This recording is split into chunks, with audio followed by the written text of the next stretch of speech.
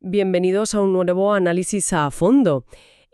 Hoy tenemos sobre la mesa un debate fascinante que a simple vista pues, podría parecer que solo incumbe a quienes gestionan campos verdes y torneos de fin de semana. Ujú. Pero la realidad es que el ecosistema de cualquier club de golf esconde un espejo perfecto de cualquier empresa, organización o grupo humano complejo. Así que vamos a sumergirnos en los conceptos de un texto muy revelador titulado Relaciones personales y humanas. Escrito por Fernando Valdimar Palacios Añaños. Exacto. Eso es. Y publicado en la plataforma 72 Gross, un artículo que plantea una revolución silenciosa. Básicamente, la misión de nuestra inmersión de hoy es descubrir cómo la gestión de estos espacios está liderando un cambio radical que fusiona dos áreas que históricamente se han dado la espalda. Totalmente la espalda. Los recursos humanos y las relaciones públicas. Tal cual, y lo hacen apoyándose en la inteligencia artificial, ¿eh? Pero no para recortar plantillas, que es lo que suele pensar la gente, sino para dejar de gestionar recursos y empezar a comprender personas. Vale, vamos a desgranar esto paso a paso porque la premisa de la que parte todo esto rompe bastantes esquemas tradicionales. Desde luego que los rompe.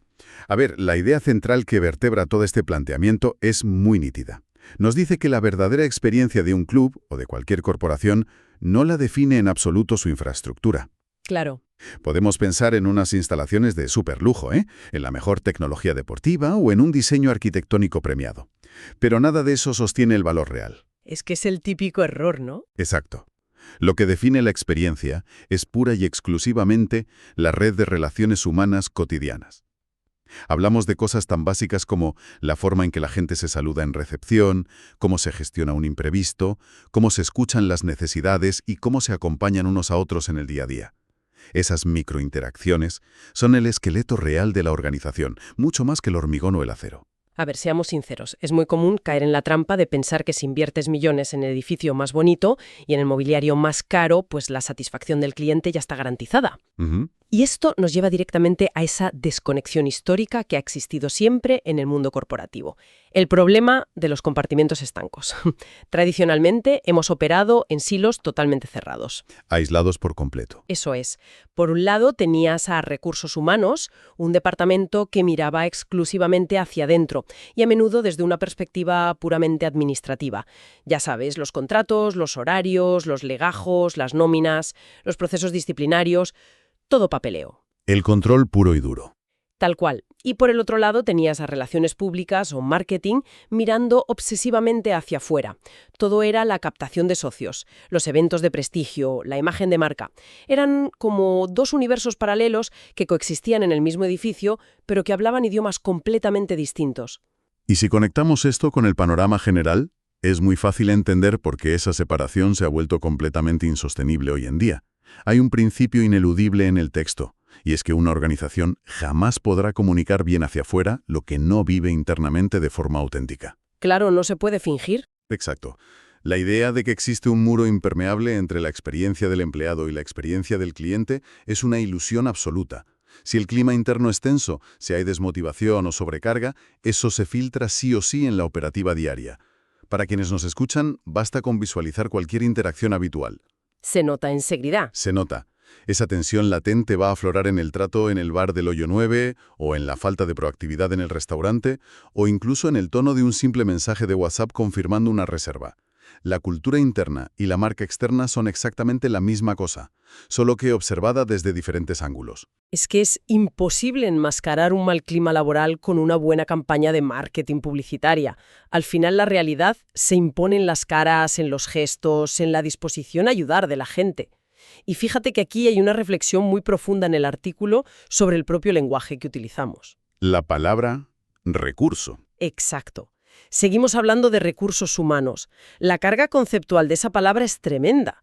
Viene de la era industrial, de pensar en las personas como piezas intercambiables de una cadena de montaje. Como si fueran inventario. Tal cual. Pero el autor destaca un argumento brillante.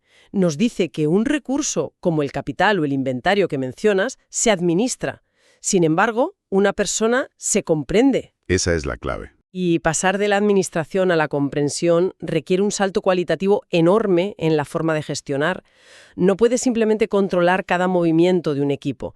Lo que debes hacer es orientar, facilitar y, sobre todo, escuchar. Ese es exactamente el corazón de este cambio de paradigma hacia las relaciones interpersonales. Y fíjate que esto nos lleva a la verdadera raíz de la inmensa mayoría de los conflictos organizacionales. Cuando te pones a analizar los roces diarios, las quejas de los socios o las frustraciones del personal, rara vez encuentras mala fe o intenciones oscuras. No suele ser personal. No. Lo que encuentras casi sistemáticamente es un déficit crónico de escucha. Tienes al socio que siente que sus sugerencias caen en un agujero negro y son ignoradas. Tienes al empleado incomprendido que percibe que la dirección vive desconectada de la realidad operativa del terreno. O al propio gerente. Exacto. El gerente que, asfixiado por el día a día, toma decisiones y resuelve problemas sin haber comprendido realmente la naturaleza de los mismos. Escuchar no es guardar silencio esperando tu turno para rebatir, es un ejercicio activo de desentrañar qué está pasando realmente. Pero ojo con esto, porque me parece crucial hacer un matiz que el texto deja muy claro. Cuando en el ámbito corporativo se empieza a hablar de comprensión, de empatía o de escucha activa, hay un sector tradicional del management que inmediatamente lo asocia con una especie de debilidad. Sí, como si fuera hablando. Exacto. Como si comprender al otro implicara relajar la exigencia, volverse permisivo, renunciar a los estándares o convertir la empresa en un club de amigos. Es un temor muy común, pero totalmente infundado. Y el autor hace una distinción vital aquí. Comprender y empatizar no significa, bajo ningún concepto, ser permisivo o renunciar a la disciplina operativa. Escuchar el reclamo de un socio o la frustración de un trabajador no te obliga a darles la razón sistemáticamente. Claro, no es decir que sí a todo. Para nada. Al contrario, comprender la raíz profunda de un problema te proporciona el contexto necesario para tomar decisiones mucho más precisas y más justas. Cuando impones una medida correctiva sin haber entendido el contexto, el equipo la percibe como una arbitrariedad. Como un capricho del jefe. Eso es. Sin embargo, cuando esa misma decisión nace de una comprensión real de la situación, el control arbitrario se transforma en un liderazgo legítimo. La exigencia no está reñida con la empatía.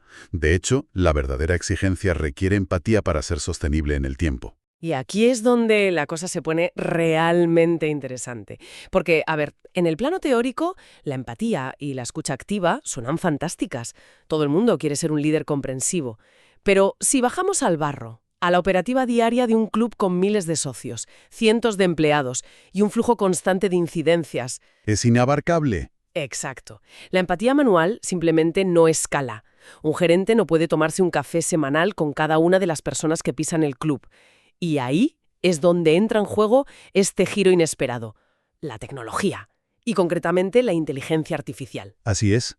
Pero claro, reconozco que al principio genera cierta fricción, porque la gente escucha inteligencia artificial y piensa en vigilancia o en reemplazo de personal. ¿No corremos el riesgo de que este radar emocional parezca una especie de gran hermano corporativo? Distópico. El verdadero rol de la inteligencia artificial en este contexto es organizar señales, no controlar a las personas. Vale. Pensemos en el volumen de información que ya existe. Los clubes generan miles de datos diarios. Las reservas de pistas, los consumos en hostelería, las asistencias a los torneos. Todos esos datos siempre han estado ahí. ¿Sí, acumulando polvo digital? Exactamente. Históricamente acababan en una base de datos muerta o se usaban solo a final de mes para cuadrar las cuentas. Lo que permite la IA hoy es ordenar estas señales, procesar esa avalancha de información y detectar patrones de comportamiento invisibles para el ojo humano, antes de que los problemas escalen. Claro, es como pasar de ir a ciegas a tener un radar preventivo. Vamos a aterrizar esto con los ejemplos prácticos del texto porque me parecen muy ilustrativos. Tomemos el caso de la desconexión del socio. Muy buen ejemplo. Históricamente, ¿cómo sabes si un socio se va a dar de baja? Pues te enteras el día que recibes el correo pidiendo la baja. Ya es demasiado tarde. Sin embargo, la IA cruza datos operativos. Empieza a notar una caída en las reservas de tea time, un aumento en los no-shows, es decir, gente que reserva y luego no se presenta, o una menor participación en torneos. Y también la bajada en el consumo posterior al juego, que es clave. El caso específico que menciona el texto ilustra esto a la perfección. Imaginemos a alguien que tenía la costumbre de jugar 6 veces al mes. ¿Vale? Y de repente, a lo largo de varios meses, pasa a jugar solo 2 veces. Y además, su consumo en el restaurante desaparece por completo. Esa persona legalmente sigue siendo socia, sigue pagando su cuota. No ha dejado el club todavía. Pero ya tiene un pie fuera. Exacto. Se está desconectando. Lo interesante aquí es que la inteligencia artificial no te da la causa. No sabe si ese jugador tiene una lesión, problemas económicos o si está enfadado por el mantenimiento del campo. La máquina no juzga, simplemente enciende la alarma a tiempo. Levanta la mano y dice, oye, mira aquí. Eso es. Y es en ese momento donde la tecnología da un paso atrás y el factor humano da un paso al frente. Alguien levanta el teléfono, se interesa genuinamente y escucha. Qué bueno. Y esto me lleva a preguntarte, ¿cómo aplica esta misma lógica predictiva puertas adentro, al equipo de trabajo? Porque las señales de desmotivación laboral también están ahí mucho antes de que alguien dimita. Totalmente. Las señales son muy claras. Llegadas tarde, ausencias imprevistas, un incremento en los errores operativos rutinarios. La IA analiza estas métricas internas. Y el texto da un dato súper revelador sobre esto. Sí, el ejemplo del incremento del 35%. Si el sistema te muestra que en un área específica, digamos mantenimiento o restaurante, las llegadas tarde han crecido un 35% en 3 meses, la lectura tradicional sería buscar al empleado impuntual y sancionarlo. Echarle la bronca y ya está. Exacto, pero lo que la inteligencia artificial está evidenciando al mostrarte ese patrón agrupado no es que un empleado sea impuntual, te está gritando que hay un problema sistémico. Ese 35% es un síntoma claro de un deterioro en el clima laboral, una sobrecarga inasumible o fallos graves de liderazgo en ese departamento. Cambia por completo las reglas del juego. Pasas de una mentalidad de castigo a una de investigación y comprensión. Pero claro, medir llegadas tardes o cancelaciones de reservas es al fin y al cabo manejar datos transaccionales, cifras. Sí, datos duros. El verdadero reto, y lo que plantea el autor como las fricciones invisibles, es cómo medir lo inmedible, las percepciones humanas, las emociones, porque no puedes mandar una encuesta de 20 páginas cada vez que alguien sale del club. La gente terminaría odiando el club. Las encuestas largas solo las rellenan los que están maravillados o los que están furiosos. Te pierdes toda la escala de grises. Exacto. Entonces, ¿cuál es la solución ingeniosa que propone el artículo para esto? Un sistema de retroalimentación ultra rápido. El texto lo llama una microapp. La idea es reducir la fricción casi a cero mediante códigos QR ubicados estratégicamente. En los vestuarios, por ejemplo. En los vestuarios, en la salida de las instalaciones o en las mesas del restaurante. Al escanear ese QR con el móvil, no aparece un formulario interminable. Aparece una sola pregunta, aleatoria, elegida entre varias opciones. Algo tipo, ¿hubo algo que podríamos mejorar hoy? Claro. Y responder eso te toma menos de 10 segundos. Literalmente. Y tomarse menos de 10 segundos es algo que casi cualquiera está dispuesto a hacer mientras camina hacia el coche. Esa es la magia. Una respuesta aislada no te dice mucho, pero generar miles de estas interacciones a lo largo de las semanas te da una mina de oro de información. Y supongo que ahí vuelve a entrar la IA para digerir todo eso. Por supuesto, ningún humano puede leer miles de comentarios cortos a la semana de forma eficiente. El sistema agrupa palabras recurrentes, analiza el lenguaje e identifica las zonas de fricción reales y objetivas. Viendo todo este despliegue tecnológico, de códigos QR, de algoritmos y de mapas de calor emocionales, te lanzo la pregunta del millón. Entonces, ¿qué significa todo esto realmente para el futuro de las organizaciones? Pues significa enfrentar la verdadera batalla. Y esa es la tesis central del autor. Muchos líderes creen que la transformación que necesitan es tecnológica. Piensan en comprar software. Pero en realidad, la verdadera batalla es cultural. La tecnología sola no sirve de nada. Exacto. La tecnología solo amplía la capacidad humana. Si los directivos siguen viendo a la gente como números, el mejor software del mundo no cambiará nada. RRH debe evolucionar para convertirse en un radar emocional constante. Y RRP debe dejar de ser una fábrica de imagen para convertirse en la expresión viva de la cultura del club. Es decir, la gestión ya no se trata de administrar recursos, sino de construir comunidad.